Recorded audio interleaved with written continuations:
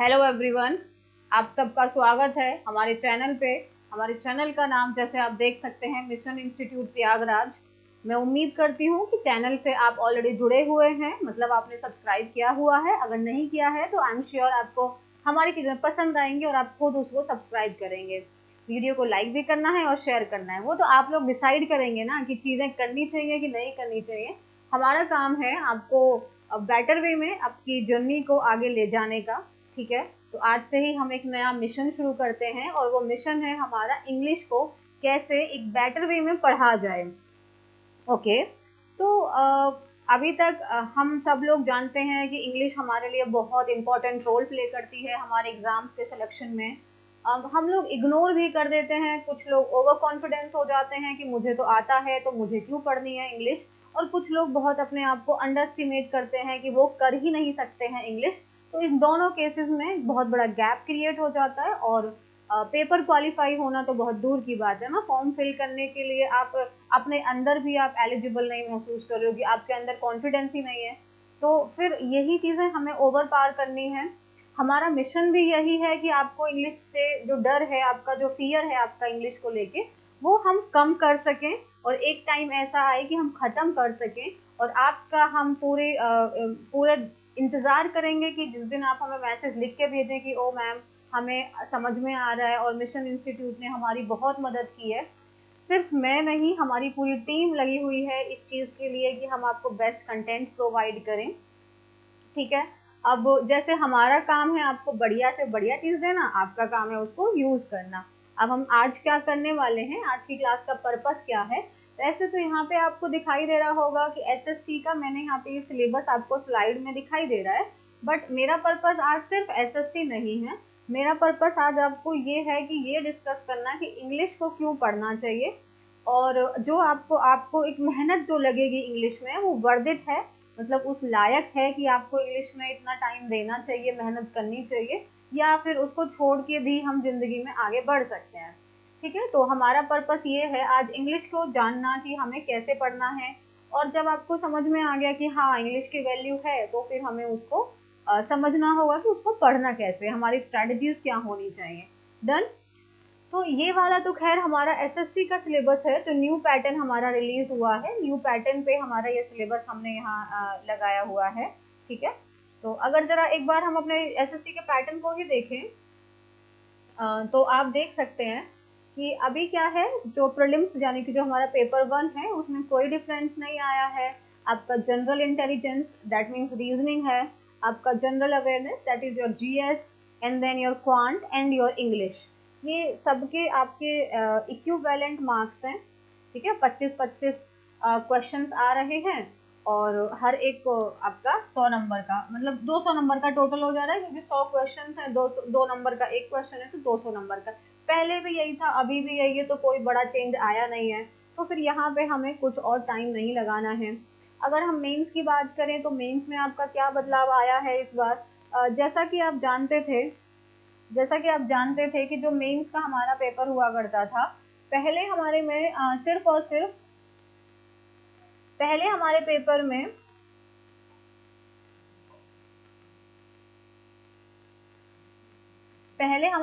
में सिर्फ और सिर्फ क्या आता था, क्वांट एंड इंग्लिश आती थी, और क्वांट एंड इंग्लिश आती थी। पहले आपके पेपर 2 में इसी का सिर्फ बोलबाला था और यही दोनों मिलके आपके 400 नंबर कैरी किया करते थे। ठीक है, लेकिन अभी क्या हुआ है कि इन दोनों की जो पूरा का पूरा बैठे थे ना कि हम ही हैं एसएससी के मालिक, इनको हटा दिया गया है, बोला है कि जरा थमिए। अब क्या कर दिया है, अब आपके ये 4 सेक्शंस हो गए हैं, मतलब कि जैसे आपका प्रीलिम्स है इंग्लिश, जीएस। अच्छा चलो, ये लिखा हुआ है ऑलरेडी, तो हम थोड़ा टाइम को सेव करते हुए अपनी इसी चीज़ को मैं आपको यहाँ समझा देना चाहती हूँ।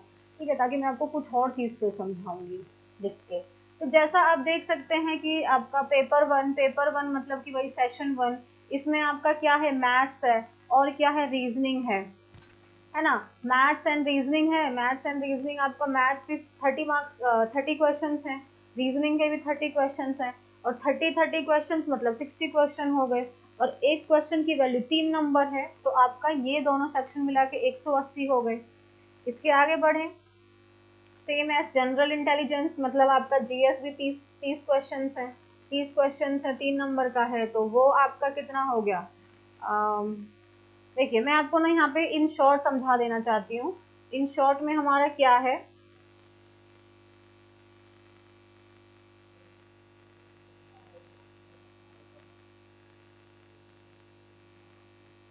तो इन शॉर्ट में आपको मैं बस इतना बता दूं कि आपका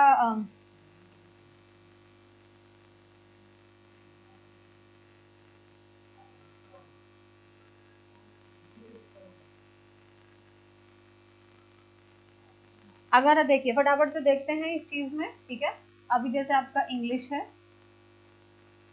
और आपका quant, that means your maths, your GS and then your reasoning, और अभी एक एडिशनल सब्जेक्ट को ऐड कर दिया है, कंप्यूटर। एक्चुअली क्या है, इंग्लिश के 45 क्वेश्चंस हैं, क्वांट के 30 क्वेश्चंस हैं, जीएस के आपके 25 क्वेश्चंस हैं, रीजनिंग के 30 क्वेश्चंस हैं, एंड जो कंप्यूटर है ये सिर्फ क्वालिफाइंग नेचर का है। मतलब इसमें आपके जो 20 क्वेश्चंस आएंगे उसमें से सिर्फ आपको जो एक सेक्शनल कट ऑफ जिसे कहते हैं उतना ही आएगा। मान लीजिए 4 नंबर 5 नंबर आपको लाना होगा और आप कंप्यूटर सेक्शन को क्वालिफाई कर लेंगे, तो जो आपकी फाइनल मेरिट लिस्ट बनेगी वो यहाँ से बनेगी, इन चारों सेक्शन से। हर एक क्वेश्चन की वैल्यू 3 नंबर है, आप आराम से देख सकते हैं कि ये 135 का हो गया और ये 90, 90। Your GS is of 75 marks and your reasoning is also of 90 marks, right. तो इस तरीके से आप देख सकते हैं कि अगर आपको सीजीएल क्वालिफाई करना है, आपको एक्साइज इंस्पेक्टर बनना है, आपको इनकम टैक्स में जाना है, अगर आपको एक बड़ी पोस्ट चाहिए, तो आपको यहाँ पे आप इंग्लिश को कैसे छोड़ सकते हैं, क्योंकि अभी भी आपको हर एक सेक्शन से, इवन योर अब मैथ्स में जो था वहां से भी आगे निकल के अभी भी आपके 45 मार्क्स का डिफरेंस यहाँ पे गैप क्रिएट हो गया है। तो इंग्लिश को आपको जैसे तैसे पढ़ना ही पड़ेगा, ठीक है, आप नहीं इग्नोर कर सकते। अगर आपको सेंट्रल जॉब चाहिए, तो स्पेशली मैं सेंट्रल जॉब की बात करूँ, तो आपको इंग्लिश पढ़ना पड़ेगा, आप स्किप नहीं कर सकते हैं। अच्छा, अगर इंग्लिश पढ़ते हैं और हमें क्या फ़ायदा होगा इंग्लिश पढ़ के, इंग्लिश अगर मैं पढ़ती हूँ तो मेरा फ़ायदा क्या है, ठीक है, मुझे क्यों पढ़नी चाहिए और कितने एग्जाम्स हैं। आप देखो, मैं अब आपको लिखूंगी यहाँ, तो चलो ठीक है एक बार बताती हूँ। आप जानते हैं कि एसएससी में हमारे बहुत सारे एग्जाम्स होते हैं, वो सारे पेपर में इंग्लिश आती है। बैंक के एग्जाम्स होते हैं, बैंक के सारे एग्जाम्स में आपकी इंग्लिश आती है, ठीक है।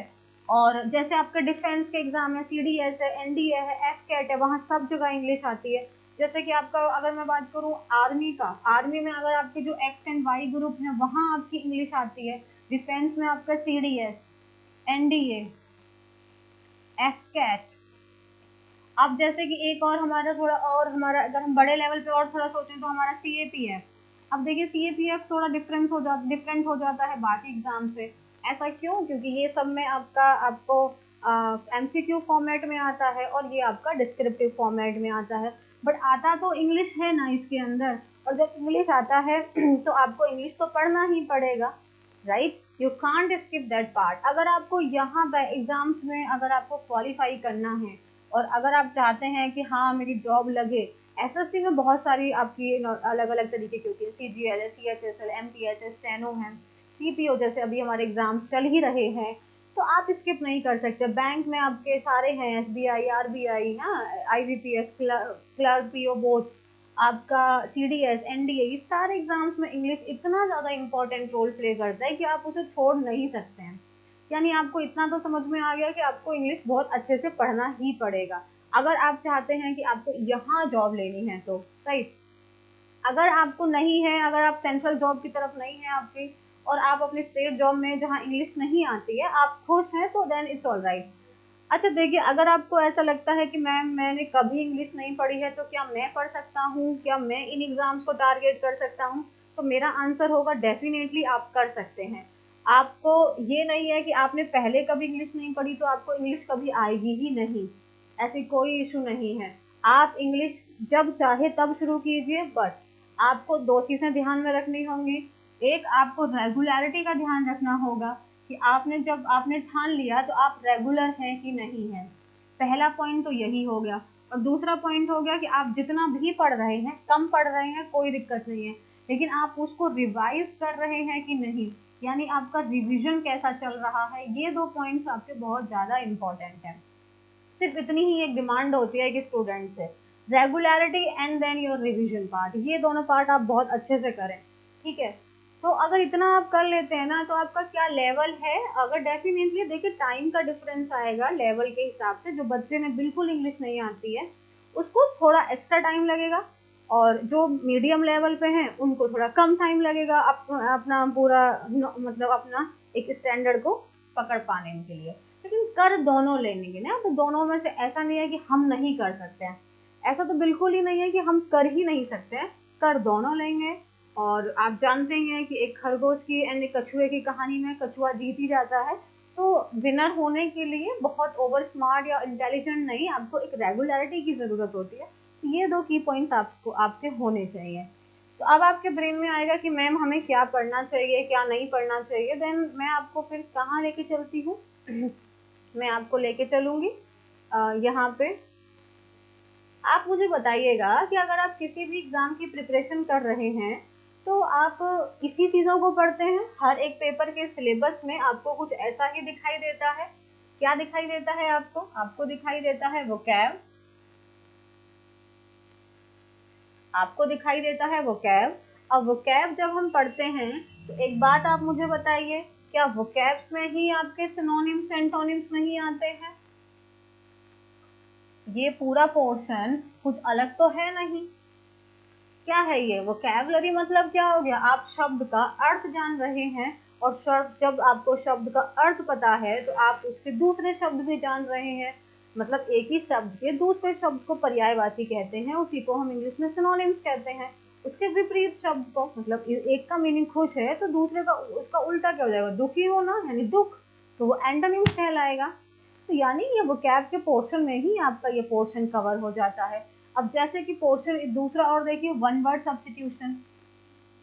वन वर्ड सब्स्टिट्यूशन और वोकैब सिनोनिम्स एंटोनिम्स में क्या डिफरेंस है? सिनोनिम्स में आपसे शब्द दे दिया, उसी का दूसरा शब्द बताना है ना। आपको क्या बोल दिया, एक मान लो एक आपको क्या है, एक शब्द है और उसका आपको मीनिंग बताना है। और वन वर्ड सब्स्टिट्यूशन में एक आपको मीनिंग बता दिया, आपको वो शब्द बताना है।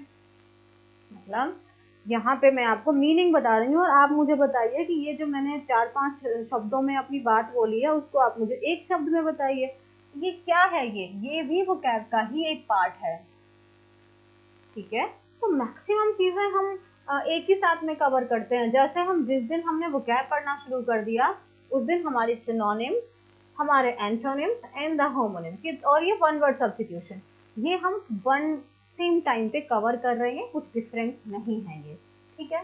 अच्छा, अब अगर मैं आपसे बात करूं एक्टिव, जैसे कि मुझे यहाँ दिखाई दे रहा है एक्टिव एंड पैसिव वॉइस, ठीक है।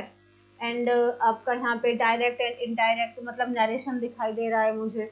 अब आप मुझे एक बात बताइए, ये तो ग्रामर का ही पोर्शन हुआ, ये तो ग्रामर का ही पोर्शन है ना।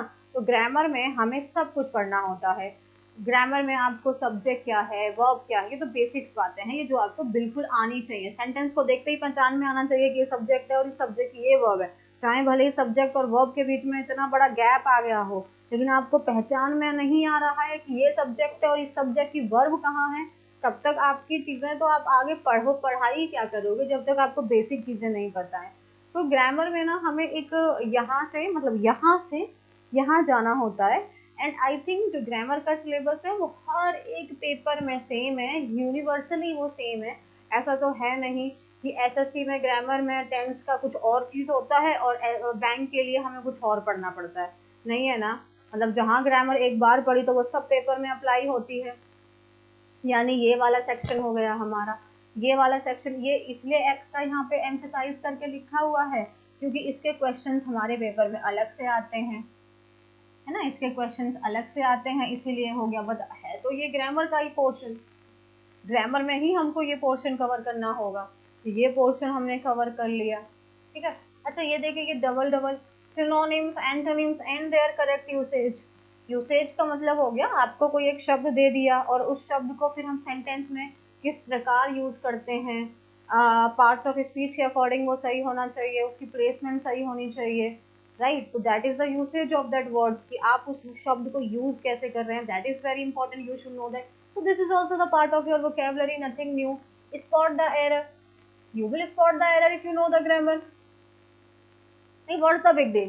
If you know the grammar, then definitely you will spot the error. So spot the error means detecting error. Definitely you will detect the error. Detect means खोजना ना, किसी चीज को ढूंढना। डेफिनेटली आप ढूंढ लोगे जब आपको ग्रामर पता है कि ओके यहाँ पे हैज आना चाहिए, सिंगुलर सब्जेक्ट है, अच्छा यहाँ पे बट आना चाहिए क्योंकि ये दो एडवर्सेटिव सेंटेंसेस को आपस में कनेक्ट कर रहा है। ओ यहाँ डिस्पाइट के साथ में ऑफ लगा दिया गया है, दैट इज रॉन्ग। ये चीजें आपको पता है, आपने एरर में निकाल दी, that's it, nothing new, nothing so big. Fill in the blanks मतलब आप कह सकते हो कि आपको ये फिल इन द ब्लैंक्स बहुत सारे डिफरेंट में आता है, जैसे जिसे हम फिलर्स कहते हैं।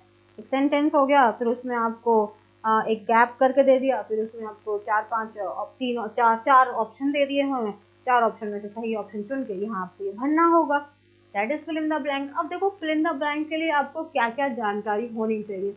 जैसे फिल इन द ब्लैंक में आपकी ग्रामर भी बहुत इंपॉर्टेंट हो जाती है।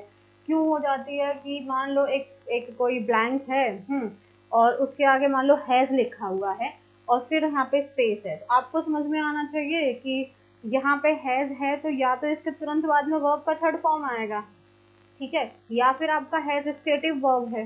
तो ये चीजें आपको तभी, आप फिर क्या करोगे, वर्ब आएगी तो आप समझ गए कि बाकी चीजें आप एलिमिनेट कर सकते हो, पार्ट्स ऑफ स्पीच के थ्रू आप बाकी चीजें एलिमिनेट कर सकते हो। तो ग्रामर ने आपकी मदद की। लेकिन मान लीजिए वो वोकेबुलरी टेस्ट है आपका, तो वहाँ पे जो शब्द आएगा उसमें से वोकैब जो शब्द दे रखे हैं, तो जो ऑप्शन में दिए हुए हैं वो आपको आने चाहिए, उनका मीनिंग पता होना चाहिए। तो ये पोर्शन के लिए क्या करेंगे मैम, अब हम इसके लिए क्या करोगे, यहाँ पे जो कर रहे हो और यहाँ पे जो हम कर रहे हैं वही तो ये है, ये तो कुछ डिफरेंट थोड़ी है, वही तो है, ग्रामर है, वोकैब है, एंड देन यू आपकी अंडरस्टैंडिंग है। देखिए स्पेलिंग में मिस्टेक्स जो होती है ना, आपको आता है, मान लीजिए कि कोई शब्द दिया हुआ है, उसकी स्पेलिंग को गलत कर दिया, मतलब उसमें कोई लेटर मिस कर दिया है, कोई एक्स्ट्रा लगा दिया है ना, तो वो हमें डिडक्ट करना है। अब ये चीज़ देखिए ये कैसे होगा, अगर आप स्मार्ट स्टूडेंट हैं तो जब आप वोकैब कर रहे हैं तो मतलब कि आप शब्द पढ़ रहे हैं, है ना, तो जब आप शब्द पढ़ रहे हैं, तो जब आप वोकैब कर रहे हैं तो आप शब्दों से जान पहचान हो रही है, उनके साथ में आप डील कर रहे हैं। दैट मीन्स कि आप एक शब्द पढ़ रहे हैं तो फिर उसमें स्पेलिंग तो आ ही गई ना, तो स्पेलिंग तो यहाँ से यही हो गई। अब ध्यान ये वाली बात है, फिर ऐसा नहीं है कि वोकैब पढ़ रहे हैं तो सिनोनिम एंटोनिम उसका मीनिंग रटने में पड़े हुए हैं। अरे यार उसको ढंग से पढ़ो, उसकी स्पेलिंग भी तुरंत लर्न करो, जब पढ़ रहे हो तो लिख लिख के उसकी स्पेलिंग भी प्रैक्टिस करो उसी टाइम पे। तो ये वाला सेक्शन हम कवर कर लेंगे। इडियम्स एंड फ्रेजेस हमें डेफिनेटली ये अलग से पढ़ना होता है, राइट। इम्प्रूवमेंट ऑफ सेंटेंसेस में क्या आएगा, इम्प्रूवमेंट ऑफ सेंटेंसेस क्या है, ये हमारे ग्रामर का पार्ट है ना, that is the part of your grammar. Improvement of sentence में क्या हो गया कि सेंटेंस दिया हुआ अंडरलाइन कर दिया, बोला कि कोई एरर है तो आप इसको इम्प्रूव कीजिए, अदरवाइज इसमें नो इम्प्रूवमेंट मार्क करो। कुछ अलग से है, ग्रामर का पोर्शन है वो हमारा। ये हमारा क्या हो गया, सफलिंग हम कर रहे हैं। सफल करना मतलब रीअरेंज करना। आपको अब शफल आप कैसे कर सकते हो, जैसे कि आपके CDS पेपर में आता है, NDA में आता है कि सेंटेंस को हमें शफल करना पड़ता है ना, और ये हमारे CHSL वगैरह में भी आता है ये, कि सेंटेंस को भी हम रीशफल करते हैं। सेंटेंस को रीशफल करते हैं मतलब सेंटेंस की पोजिशनिंग को रीशफल करेंगे, कि जैसे मान लो 4 स्टेटमेंट टाइप में हो गया, फिर A B C ऐसे करके आ जाएगा। यहाँ पे जैसे सेंटेंस में एक वर्ड की आपकी शफलिंग होती है। वर्ड्स की क्या शफलिंग होती है, सेंटेंस है उसमें 4 शब्द दिए हुए हैं, तो जो 4 शब्द हैं हो सकता है उनकी पोजिशनिंग सही प्लेस पे नहीं आई हो, तो वो हमें करनी होगी, ठीक है। जैसे यहाँ पे देखो ये शफलिंग ऑफ, देखो सेंटेंस के पार्ट्स को बोला है और यहाँ पे कंप्लीट सेंटेंस को बोल दिया है पैसेज में। क्लोज टेस्ट में क्या होता है, सेम आपको क्लोज टेस्ट में क्या है, एक आपको इस तरीके से आपको एक पैसेज दिया हुआ है और यहाँ यहाँ कोई ब्लैंक करके छोड़ा हुआ है, तो आपको ये ब्लैंक को फिल करना होगा और इसके लिए आपको 4 ऑप्शंस दिए हुए हैं। अब ये सॉल्व करने के लिए आपको बहुत ज़्यादा क्या चीज़ चाहिए, आपको अंडरस्टैंडिंग चाहिए, आपको ग्रामर आनी चाहिए, आपको वोकैब आनी चाहिए। क्या आप ग्रामर कर नहीं रहे हैं, कर रहे हैं। क्या आप वोकैब नहीं कर रहे हैं, कर रहे हैं। क्या नहीं कर रहे हैं आप, रीडिंग। तो रीडिंग आपको करनी पड़ेगी, ठीक है। बिना रीडिंग के काम हमारा बिल्कुल नहीं चलने वाला है, आप ये चीज़ मान के चलिए। अगर आपने रीडिंग को अपनी आदत में ले आए इंग्लिश में आपका पूरा डर, मतलब मैं बोलती हूँ कि ग्रामर और वोकैब के साथ साथ में अगर रीडिंग आप डेली कर रहे हैं, आप मान के चलो कि आप अगर कुछ नहीं आता है आपको, फिर भी आप 1 साल के अंदर, मैं आपको गारंटी दे सकती हूँ कि आप इतने काबिल हो जाएंगे कि आप पेपर को क्वालिफाई कर सकते हैं, ये मेरी गारंटी है। लेकिन रीडिंग करना ये आपकी गारंटी होनी चाहिए। आपको वो चीज़ पढ़ाना जो एग्जाम्स में आती है वो हम कर सकते हैं, लेकिन ये पोर्शन सिर्फ आप कर सकते हैं, ठीक है। कॉम्प्रिहेंशन, कॉम्प्रिहेंशन में आप जानते हैं कॉम्प्रिहेंशन क्या होता है हमारा। कॉम्प्रिहेंशन में वही आपको एक पैसेज दिया हुआ है, उस पर बेस्ड कुछ क्वेश्चंस दिए हुए हैं। अब कॉम्प्रिहेंशन को हम ट्रिक के थ्रू करते हैं, बट जो मोर इम्पोर्टेंट होता है that is your reading portion and that is your understanding portion. So you have to understand the passage, you have to comprehend the passage and then only आप solve कर सकते हो उसको। हाँ, मतलब थोड़ा बहुत ट्रिक्स वगैरह अप्लाई किया जाता है, definitely skimming and all, but that is what everything is up to your reading skills. हाँ, जैसी आपकी रीडिंग स्किल्स है वैसा ही आप काम यहाँ पे करेंगे। तो reading is very very important to test comprehension. मतलब वही हो गया है 3 और more paragraphs will be given and questions based on those will be asked. Absolutely 3 para दे दिए, मतलब एक कॉम्प्रिहेंशन में 3 पैरा 4 पैरा का एक पैसेज बना दिया, फिर उसके बेस पे आपसे सवाल पूछे जाएंगे। एटलीस्ट 1 पैराग्राफ अब यहाँ पे बता दिया गया है आपसे कि मान लीजिए कि आपको 3 पैरा, मान लो आपको 3 कॉम्प्रिहेंशंस है, सो 1 paragraph should be a simple, एक आराम से बुकिश स्टोरी टाइप में, जो इजी वन होता है ना, stories are easy to solve and the editorial part, the economy part, ये चीज़ें थोड़ी डिफिकल्ट हो जाती हैं। फाइनेंशियल एडिटोरियल आ गया तो माय गॉड, तो फाइनेंशियल टर्म्स ही नहीं आती हैं तो एडिटोरियल क्या सॉल्व करेंगे। But that's okay. Now what will help you out if you are doing a reading portion na, so this will not help you, this will help you in overall English portion. अगर आप English में अगर आप reading कर रहे हैं daily, तो आपको सिर्फ एक सेक्शन या 2 सेक्शन में मदद नहीं करेगा। ग्रामर में पता है क्या होता है, हम लोग सारे फॉर्मूले रटना शुरू कर देते हैं, हैड ये वो फलाना ढिमकाना सब ब्ला ब्ला ब्ला ना। लेकिन कभी कभी क्या होता है कि रट तो लिया लेकिन हमारा दिमाग में नहीं आ रहा है पेपर के टाइम पे, तो क्या चीज़ आएगी, रीडिंग। क्यों? क्योंकि हम इतना रीड कर चुके हैं कि वो चीज़ सबकॉन्शियसली हमारे ब्रेन में ऑलरेडी फीड हो गई है। तो जब आप रीड करोगे तो ऑटो करेक्ट आपके ब्रेन में आएगा, अरे ये तो ऐसे नहीं ऐसे होना चाहिए, तो यहाँ मिस्टेक है। पेपर में कोई आपसे रूल नहीं लिखवा रहा है ना कि रूल लिखो, तो रूल का दिक्कत नहीं आएगा, रीडिंग का दिक्कत आएगा। देखो 3 काम आपको करने हैं। 3 काम आपके क्या हैं?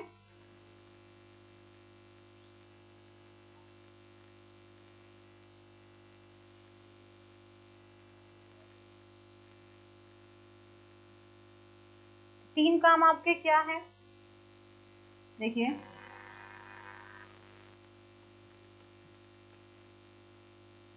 एक चीज है हमारी ग्रामर, फिर है हमारा vocab and then our reading.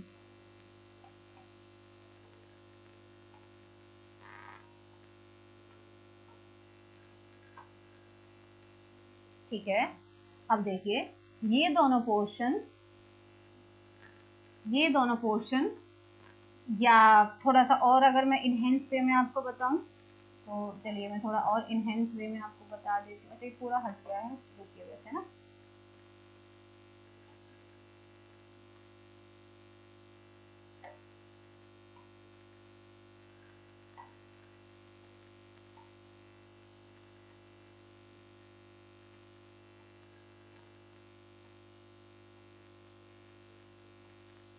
Grammar, vocab, vocab में क्या क्या होगा हमारा, हमारे सिनोनिम्स, हमारे एंटोनिम्स एंड देन हमारा वन वर्ड सब्स्टिट्यूशन। उसके बाद में आएगा आपका इडियम्स एंड फ्रेजेस,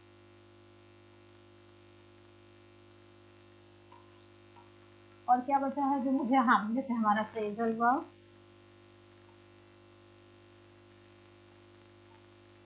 अब देखिए ये जो पूरा का पूरा काम होता है ये आपको एक टीचर करवाएगा। यानी कि मैं वहां से करवा सकती हूँ आपको। ये पोर्शन पूरा पूरा मेरा हुआ। और आपका क्या पोर्शन है? फिर आपका पोर्शन हुआ रीडिंग कॉम्प्रीहेंशन। चलो उसको शॉर्ट में हम लोग अभी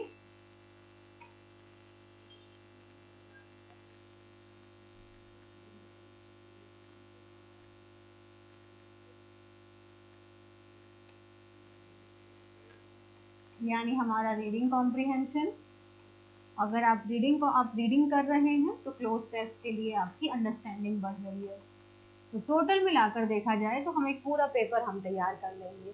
ये चीज़ें हम आपको प्रिपेयर कराएंगे। हमारा जो ऑनलाइन प्लेटफॉर्म है वो भी पूरी कोशिश में है कि आपको हम बेहतर ढंग से जो कंटेंट पेड में लोग देते हैं वो कंटेंट हम आपको यहाँ अपने प्लेटफॉर्म पे प्रोवाइड करेंगे आपको फ्री में।